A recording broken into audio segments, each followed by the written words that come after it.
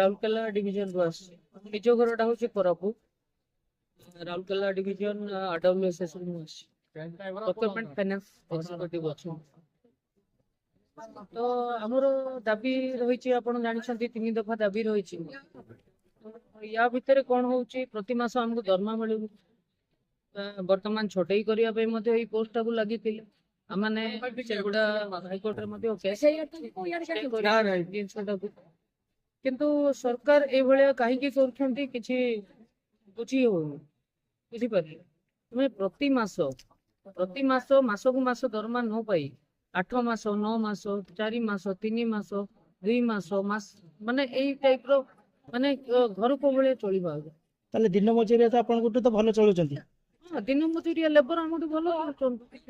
ଆମର ଡିପାର୍ଟମେଣ୍ଟରେ ଯୋଉମାନେ ବି ଜବ୍ କରୁଛନ୍ତି ବେଟର ଖାତା ତ ନାହିଁ, ମୁଁ କଣ କରିବି?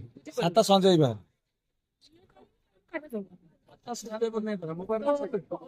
ଏଇ ଆମେ ସରକାରଙ୍କୁ ଏତିକି ବିନୀତ ଅନୁରୋଧ ହାତ ଯୋଡିକି କରୁଛୁ, ବୁଝିଲେ, ଯେ ଆମ ମାନଙ୍କୁ ଗୋଟେ ସ୍ଥାୟୀ ନିଯୁକ୍ତି ଦିଆଯାଉ।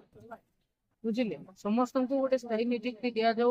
ପ୍ରତି ଘର ହର ଘର ଜଲ, ସବୁ ଘରେ ଆପଣଙ୍କ ଜଳ ଥିବା ଦରକାର। ଆରଓ ୱାଟର ଆସୁଛି, ଆମେ ଦୁନିଆ ଯାଉଛୁ, ଦୁନିଆ କାମ କରୁଛୁ ସେଠି, କିନ୍ତୁ ସରକାର ଆମ କଥା କିଛି ବୁଝୁନାହାନ୍ତି। ହେଉଛନ୍ତି ଆମ ସରକାର ବା ମୋହନ ସରକାର, ଆପଣଙ୍କର କଥା ଶୁଣିବେ ବୋଲି ଆପଣ ନିଶ୍ଚିତ ଆଶା କରୁଛନ୍ତି।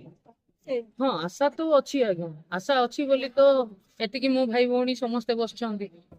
ଆଶା ନିହାତି ରୂପରେ ଅଛି, କିନ୍ତୁ ମନରେ ସବୁଠାରୁ ଆଗେ ଏବଂ ସଠିକ୍ ନ୍ୟୁଜ୍ ପାଇବା ପାଇଁ ଆପଣଙ୍କର ନମ୍ବର 1 ଚ୍ୟାନେଲ ୱାଲ୍ ନ୍ୟୁଜ୍ କୁ ସବସ୍କ୍ରାଇବ୍ କରି ରଖିଥାନ୍ତୁ।